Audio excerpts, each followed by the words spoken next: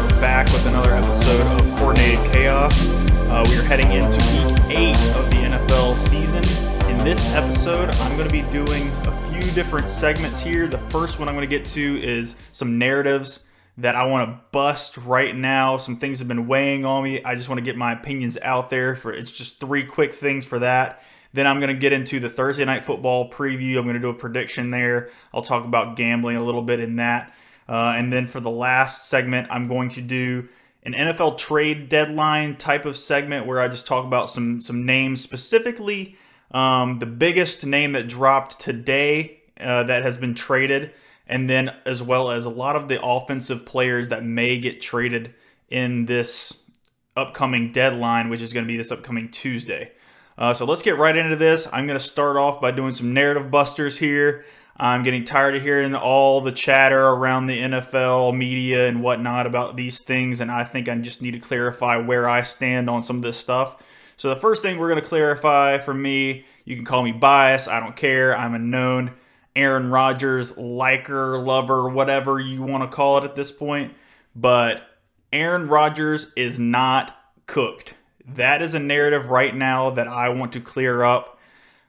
Everybody thinks because the Packers are struggling mightily right now that Aaron Rodgers just fell off a complete cliff. I don't think you go back-to-back years MVP and then just all of a sudden suck at football. That just doesn't happen. That's not how things work. I'm sorry. I know that Father Time is undefeated, but right now you're looking at a Packers team that they're looking a little dysfunctional. And that starts with really at the top with ownership, or lack thereof, I should say, because the Packers don't have an actual owner. It's supposed to be all these random people that kind of like collectively own the Packers, and it's like the public does. I don't know. It's a really weird thing. So basically, essentially, the general manager and the president or CEO or whatever of the Packers run the whole show there. And since the beginning, basically since the Mike McCarthy era, Aaron Rodgers has never had real weapons. The only reason that really they went to the Super Bowl, and the one reason that they haven't been back to the Super Bowl since the 2010 season where they won the Super Bowl, is the fact that Aaron Rodgers hasn't had weapons, and the defense just that year happened to be so good that it didn't matter. Aaron Rodgers dragged a not so great offensive staff kicking and screaming to the Super Bowl and won because he made, 10, 15 unbelievable throws in that game against that Pittsburgh Steelers defense in that game that just won them the game essentially, and then the Packers defense did their job as well. But that just brings me all the way to where we're at right now, which is how Aaron Rodgers got super frustrated years ago with, of course, the whole Jordan Love situation where his entire career, he just wants the Packers to go in on at least a free agent or draft some help. Even when he did have Davante Adams, he still wanted one more piece that he could go to and be confident in going forward, and they just never would do it. They were just like, you know what, we have a Hall of Fame quarterback, we don't have to do it, let's just stack the defense. And then the defense would disappoint in these playoff games late in the season like they did against Tampa Bay when Tampa Bay won the Super Bowl. You had, what was his name? Kevin King out there just getting absolutely smoked in coverage. Could not guard Scotty Miller, couldn't guard anybody that day. And so Tampa Bay goes on to win, goes to the Super Bowl, and they win the whole thing, which I think at that point in time, the Packers had a decent chance at doing it if they would have just got past the Bucs at that point. But that takes us right here, 2022, Davante Adams leaves. It's a big deal. People say it's Aaron Rodgers' fault because he took the money for the contract. I think that's BS. The salary cap is almost fake. It's almost not a real thing. Howie Roseman for the Philadelphia Eagles, we have the greatest example of it in-house. He is a master manipulator of the numbers, how you can do dummy years for big contracts, how you can, just restructure contracts, when it presents itself. The salary cap is easy to get around if you have a smart guy running the operation as general manager, and it is clear that the Packers do not have that right now because they've refused to give Rodgers help. They have hired and fired the wrong people for the last few years. I mean, Matt LaFleur looked like he was going to be a promising head coach, and right now his offense is looking super stale.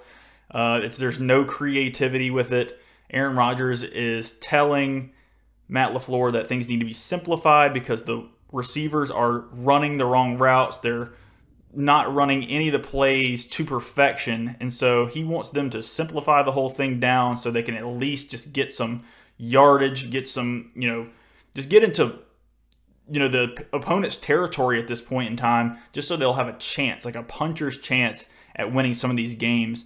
And it's just not happening right now. Aaron Rodgers has no weapons. Aaron Jones is probably his best weapon right now. He trusts Allen Lazard the most. Allen Lazard famously ran like a 6-second 40. That's very exaggerated, but like it was not I think it was actually like a 4.6, which is pretty darn slow for a wide receiver in the NFL. I know he's a big guy. He's like 6'4", 6'5", so he's more of like a big target guy, 50-50 ball kind of guy. So you don't expect those guys to be necessarily super fast, but 4.6 is pretty darn slow for a NFL wide receiver. Then you got the ghost of Sammy Watkins there. You had Randall Cobb, who he trusted, got hurt. You drafted Christian Watson. So far, he hasn't been able to stay on the field because he has a hamstring injury, as well as it looks like they were just using him as a gadget guy because apparently he's not really ready right this second at all either. They were just running like jet sweeps with him throughout the season when he's been healthy on the field. Then you have Romeo Doubs, who showed out in preseason, and he's still very, very young, and he had umpteen drops in this past game against the Commanders, where they eventually lost, obviously. A.J. Dillon has disappointed. The offensive line for the Packers has disappointed big time. They're getting older. They're getting banged up and hurt right now. So pretty much everything that's going on with the offense for the Packers is going down the drain. And then on the opposite side of it, you have the Packers, who spent a ton of money in draft capital and assets on the defense, and it is not living up to its billing right now. I mean, there's players everywhere that are good, but I don't know if the scheme is... I can't do X's and O's as well as some of these other people that do, that stuff for media purposes. But something's got to be going on with that defense, considering how many good players they have on the defense, why they aren't getting the amount of stops. I mean, they had Taylor Heineke this past game just lighting them up. And he's throwing like ducks. I mean, throwing balls left and right with like very little velocity, and somehow they're still getting completed. I don't really understand. But Aaron Rodgers is getting the short end of the stick here. Everybody's blaming him because they just don't like his personality. I understand if you don't like his persona or whatever, that's your opinion, no big deal. But you have to be able to separate the two and look at it objectively and look at the Packers offense and say, what is Aaron Rodgers supposed to do at this point in time? So that's one of the narratives I want to bust, is that Aaron Rodgers is bad right now. He's cooked. I don't think he's playing that bad. Has he played better in the past? Yes. But like I said, I don't think after back-to-back MVPs that he's just fallen completely off a cliff. I think that's BS. Next one. Yes, Monday Night Football. If you watched that, you were just as shocked as I was. The Bears go into Foxborough and win, the first time that the Bears have ever won in Foxborough. And everybody the next day is hype over Justin Fields. And I just have to say, no way. I'm not buying it. You got Justin Fields making, routine plays as a quarterback, and now everybody's like, oh, this is the start. This is where it turns around. Justin Fields is now a quarterback. No, dude. I'm sorry. He threw like 20 passes again. I mean, if your offensive coaching staff doesn't trust your QB to throw for more than 20 times in a game, you don't have the guy. I'm sorry. And I know he's athletic and he's electric when he's running the ball. But so is like Jalen Hurts. But at least Jalen Hurts can throw the ball with accuracy and make the right decision a lot of times. Justin Fields is out there taking, 4 or 5 sacks a game because he just doesn't know what to do with the football. I'm just not buying the Justin Fields hype right now. I know they went into Foxborough and scored a bunch of points. That's the first time I think in my lifetime I've seen the New England Patriots defense give up that many rushing yards in a game. I mean, I think it was like 240 plus or something like that. Crazy performance. I mean, you just don't see that with the Pats defense, especially in Foxborough. So I think that was an anomaly. I think that was an outlier. This is not something you need to like put money on that Justin Fields is all of a sudden going to turn this whole thing around and he's going to be good now. Not buying it. Justin Fields is not good all of a sudden, just the same as Aaron Rodgers is not all of a sudden really bad at football. Third one, we have the New York Football Giants. They have gotten off to a very hot start, obviously. I have highlighted that in podcasts past. They're winning a lot of close ball games right now, and that is what is concerning me right now. So is the way they're playing football right now with the run game, Daniel Jones passing the ball very little and running the ball a ton, is that a sustainable way for the Giants to continue to win? And I would have to say no. I mean, there's a lot of one-score games here, a lot of comebacks. Daniel Jones leads the league in game-winning touchdown drives. He has 5. The next closest QB has 3. So if you would have told me that was the case before the season started, I would have told you you're crazy. So that's just how weird and how wacky this NFL season has been so far. So I just don't... At some point, this Giants team has to regress back to the mean. And I think they are due for a loss here soon. I will give them credit, though. I do think they are better than, just Brian Daboll's done an incredible job with them so far. He has gotten every bit of juice out of this orange that he's been squeezing so far. They didn't pick up the 5th-year option on Daniel Jones. We're going to see if that's going to pay off or if it's going to be a detriment to them coming up in the offseason, because they're going to have to make a decision, especially if Daniel Jones continues to play the same way he's playing right now, which is pretty well, winning football at the very least right now for the Giants. But yeah, man, I just think the Giants are going to regress to the mean. They're going to start losing some of these one-score games instead of winning all of them. I will say, I think the Eagles, probably their first loss of the season is going to come against New York in New York this season. The Giants, I should specify, not the Jets. But yeah, the Giants always give the Eagles fits in East Rutherford, New Jersey, not even New York really. But either way, I think that's probably going to be the Eagles' first loss of the season. That's going to be upsetting. I can just feel it coming, especially considering how much everybody's hyped on the Giants right now and how much I think it's not exactly sustainable. That's my third and final narrative thing that's going on right now, that I think the Giants at some point are going to regress to the mean and they will be not as hyped on and not as good as everybody thinks they are right this second. All right, let's get into Thursday Night Football. I'm doing this podcast a little bit later in the week, so tomorrow is Thursday Night Football. We got the Bucs versus the Ravens. It's in Tampa Bay, so we got a storyline there. Lamar Jackson going to be in Florida, his home state, where he loves to play. Especially with there was like speculation this offseason whenever he wasn't getting his contract, negotiation stuff going in the right direction. He was talking about, or there was speculation that he would entertain a trade or whatever, free agency towards the Miami Dolphins. If Tua didn't happen to work out, Tua's playing well right now. That's a bunch of if, ands, or buts, but it doesn't really matter that we're talking about Thursday Night Football. I'm rambling. This is not good. Anyways, so we got Bucs Ravens. I just have a gut feeling here. I have no real stats to back this up. I just have a feeling that Tampa Bay and Tom Brady are going to make this game the game where they turn it around.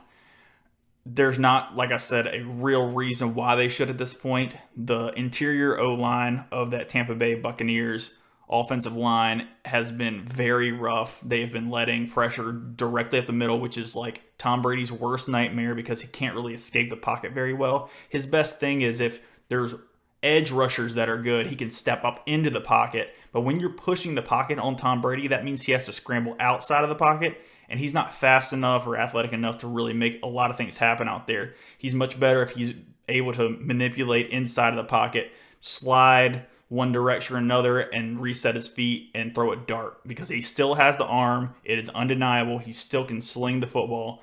You saw it last week when he slung it downfield to Mike Evans in the beginning of the game and he dropped it, and that was basically like the amalgamation of what was going to happen that day for Tampa Bay in Carolina.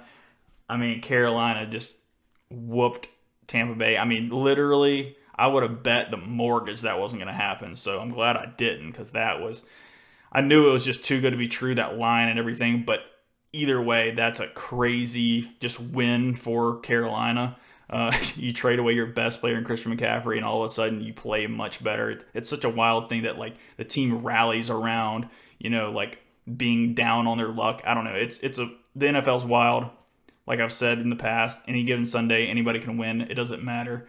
One team can have a bad day. One team can have an unbelievable day. Best versus the worst, and it doesn't matter. It's wild. But in this game, Bucs versus Ravens, I think the Bucs are going to win this game. I think Tom Brady is finally going to settle down. I think that O-line is going to play for him. It's prime time. I don't think Tom wants to get embarrassed on prime time. Mike Evans has been playing pretty well. Chris Godwin is getting healthier by the day/week. I think the Tampa Bay defense is a little banged up right now, but I don't think it's that big of a deal because the Ravens haven't been able to really take advantage of a lot of banged up defenses thus far this season. The Ravens defense has been very, very lackluster this season. They have lost Wink Martindale, who is now with the Giants, and he is doing a phenomenal job with the Giants right now that are, like I said, 6-1. He is one of the reasons why the Giants are playing so well is because that defense is playing pretty lights out at this point. He was fired or let go, whatever you want to consider it, this off season because of the performance of the Ravens defense last season, which I don't think was all on him. There was just a historical amount of injuries going on for the Ravens in the secondary. And all around for the Ravens last year. I mean, you had Marcus Peters going down. I think Marlon Humphrey was down for a few games, if not quite a few games. I think Chuck Clark got hurt. Just that secondary got super banged up, and it was just not a good year for the Ravens health-wise. And they kind of pinned it all on Wink Martindale. He gets hired with Brian Daboll up there in New York, and he's doing a phenomenal job again. So basically, I say all of that to say the Ravens defense is susceptible to a lot of points being scored. They were in a knockdown drag-out with the Browns last week. I'm talking about the Ravens here. And they're just the Browns are not that great of a team right this second. So if you can imagine, I know Tampa Bay's been struggling. They got whooped by the Panthers and all this blah, blah, blah. But I think Tampa Bay is going to give the Ravens a run for their money in this one. I think the Ravens are probably a better team right now. But I think Tom Brady, he's getting a lot of pushback right now in the media, just like Aaron Rodgers is, for just being old and being pissed off and basically yelling at his players and complaining and whatnot. And I think he's going to turn that into some fuel, and he's going to go into Thursday night, and they're going to win that game against the Ravens. So that's pretty much my preview and prediction for Thursday Night Football. Next thing I want to get into here is going to be the NFL trade deadline. Today, it is Wednesday of this week. The Eagles are all in. They have traded for Robert Quinn, defensive end from the Chicago Bears. They traded a 4th-round pick for him. He had 18.5 sacks last year for the Bears. And, I mean, he is a stud. He's 32, is a little bit on the older side. But, man, he is basically just a depth piece for this Eagles, pass rush now. I mean, you have the guys like Hassan Reddick, you have Josh Sweat, you have Brandon Graham, you have Javon Hargrave, you have Fletcher Cox, you have Jordan Davis, who they drafted in the 1st round this season. I mean, he is coming to a D-line that is already deep. They did lose Derek Barnett early in the season to an ACL. I think it was in the offseason to an ACL right before the season started. And so they were down one big depth guy. And for them to add a guy that just came off an 18.5 sack season as a depth piece, he's going to be fresh. I mean, if you try to double team him, you got studs all over the place that are going to win their one-on-ones. The Eagles are all in. I love this move. We needed a little bit more extra oomph to that pass rush because I don't think they were getting home as much as I think they should, especially with how good the DBs have been playing right now. And I think this allows Jonathan Gannon to be a little bit more confident in the fact that I think he can play the corners pressing a little bit more often because he knows at some point that pass rush is going to get there and that quarterback's going to have to get that ball out, and that's just going to create more and more turnovers. The Eagles already have the best turnover efficiency in all of football, like by a ton right now. So the Eagles, basically the rich get richer. The Eagles are all in. I'm all in. I'm so excited about the rest of the season. I don't think the Eagles are done so far at the trade deadline. I think they probably still make another move. They really need help in the special teams department, so I hope they kind of make a move there because their punt team and kickoff team is lackluster when it comes to playmakers that can go down there and get that, kick returner. We need a punt returner in general, so if we can get a guy that can kind of do both, that would be incredible. So the Eagles make a big move. He's probably the biggest domino to fall thus far, this week. The trade deadline, like I said, is going to be this next Tuesday. I foresee quite a few moves coming for some of the contenders in the league. But here's some names I want everybody to kind of take a look at and keep your eye on, especially if you play fantasy football. This has fantasy implications because players could be going to teams that don't have a set starter, or this guy could be replacing a starter or a hurt guy or whatever. But just keep an eye on some of these players right here. The first one, Kareem Hunt. If he gets traded from the Browns, obviously he's been the backup to Nick Chubb for years now, and he's done a phenomenal job in that role. But Kareem Hunt, once upon a time in Kansas City, was the starting running back, and he was incredible for fantasy. Then he had the whole legal troubles with, domestic violence, whatever. I don't want to say whatever as in like just nipping that in the bud, but like he has worked his way back into the favor of the NFL, and now he is once again a very viable running back in the NFL. And if he goes to a team that does not have a real set starter at running back, man, for fantasy-wise, you will be getting a steal. If you have him on your fantasy team and you're just waiting for something to happen because he's been very lackluster this season so far because Nick Chubb's just been so good and they can't really get Kareem Hunt in the ball game as much as they'd like to because Nick Chubb's just been incredibly dominant. If he goes to a team where, they could really use him, especially a contender, I mean, it could be big time. Like, so if you don't have him on your roster, I'd be looking to potentially trade for him because he has been, like I said, very lackluster in fantasy production so far. So that guy that does own Kareem Hunt in your fantasy league may be willing to part ways with him for something very small. And if he happens to get traded to a different team, man, there could be some huge upside going on there. The next name, not a lot of buzz around this name right now, but I think it could be a big-time trade target for some of these teams, and I would love it, personally, for my Philadelphia Eagles to be in on this guy as well. I think Cordarrelle Patterson has a chance to be moved.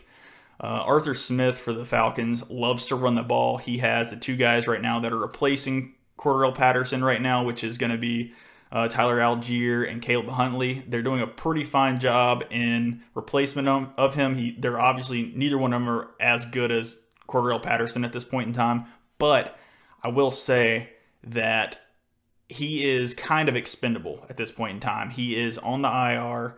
I don't know what the rules are when it comes to can you trade somebody that is on injured reserve because he had that knee cleanup surgery, but he is a big-time player. For fantasy purposes, I don't know if this is a good thing or a bad thing if he gets traded, especially if he gets traded to a contender like the Eagles. You already have a guy set in place like Miles Sanders, so the Eagles would use Cordarrelle Patterson more as like a change of pace, maybe goal line, definitely on special teams. Like I said, the Eagles struggle in that department, so they use him there as a punt returner, kick returner type of deal. But I think he could be a name that does get moved. I don't know for fantasy-wise if it's a good one, if he goes to a contender that already has, some set players, but it is what it is. The next name, Jerry Jeudy. He could get traded. I mean, Dallas is looking for, I think, wide receiver help right now. The Packers, obviously, as I kind of alluded to at the beginning of this podcast, need wide receiver help really bad. They need a veteran that can come in and really just kind of solidify that wide receiver group for the Packers. So I think, another name also to just throw in here, because we're talking about the Packers right now, I think Chase Claypool is in on some discussions with the Packers as well. So the Packers are looking to make a move. They've been in on Chase Claypool so far, as rumors have it, Jerry Jeudy, and then Brandon Cook seems to be sort of available for the Texans. The Texans look like they're, obviously going to start packing it in here soon if they keep losing games. So they think, we might as well go ahead and get some assets for a good player that they have. Packers should be in on Brandon Cooks again. That would be a very welcomed, thing for Aaron Rodgers to have a deep threat, a very reliable catcher of the football. So any of those players the Packers would love, the Cowboys would love, because they're going to try to, keep up with the Eagles, keeping up with the Joneses here, because the rich get richer, especially around this time of year with contenders thinking, this window's open and you don't know how long it's going to be open, and it can shut close in an instant when there's Super Bowl, caliber contention on the line. So it could be a very, very exciting trade deadline moving into next week, early next week on Tuesday. It ends, I think, at like 4 o'clock. It usually does. So we got to keep an eye on this.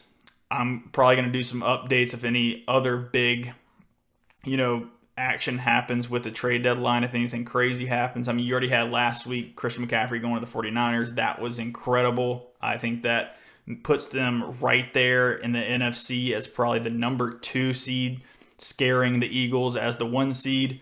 The only problem right now with the 49ers that I see, I went back and watched the Kansas City game and San Francisco game from this past week, and man, it's honestly almost embarrassing how much better like a Patrick Mahomes is than a Jimmy G at this point. You watch that game and it's right in front of your face because they're literally competing against each other. But man, the difference between Jimmy G and Patrick Mahomes, they're not even on the same planet. It's pretty wild. Jimmy G still has the ability to make really bad decisions if his first read is not open. If Jimmy G's first read is open, he's usually on time, on target, accurate. But as soon as that read is gone, man, it becomes disaster time. And he is either taking a sack or throwing a very errant pass into coverage. And it is very susceptible to being intercepted and taken to the house or something. He's prone to making bad decisions if everything on the play doesn't go correctly. Luckily for him, Kyle Shanahan is an incredible offensive play caller, and a lot of times he covers up for the mess that Jimmy G can potentially create. So moving forward, we'll see how the rest of the season goes. I'm looking forward to seeing if the Eagles can go ahead and lock up the 1 seed, because if they do, somebody in the NFC is going to have a juggernaut team to come into Philly and win on the road in the Link, in January, February. What not February, because February would be the Super Bowl. But either way, you come into the Link in the playoffs, the Philly crowd, they're going to be loud, they're going to be proud, and it's going to be a tough environment to win in. So I'm looking forward to it, and I hope if we do get the 1 seed, I can get up there for another playoff game. That would be incredible. But that pretty much does it for this week's podcast. I didn't really do a full-blown recap. I didn't do a full-blown preview for this next week. I just did the Thursday Night Football, but I just wanted to get some of the stuff off my chest, just a little bit of keeping up with what's going on in the NFL with the whole trade deadline thing. So maybe next week there's gonna be a few more games that matter a little bit more. This past week, these games were just I mean, a lot of them didn't mean a whole lot. A lot of out of conference matchups going on. So it wasn't that exciting in that aspect. So we'll see going forward. I look forward to the rest of the season, obviously, and I'll hit you guys next week. Follow on all of our socials here. We got Twitter, we have Instagram, we have TikTok. We're on Spotify, we're on Apple Music, we're on YouTube. YouTube Shorts is killing it right now with our gambling predictions and stuff like that. Stay tuned for all that stuff. I'm probably going to do some more prize pick stuff this weekend coming up. So if you want to make a little bit of money, I've been pretty decent on it as of late. I mean, we'll see what happens. I appreciate you guys tuning in. See you next week.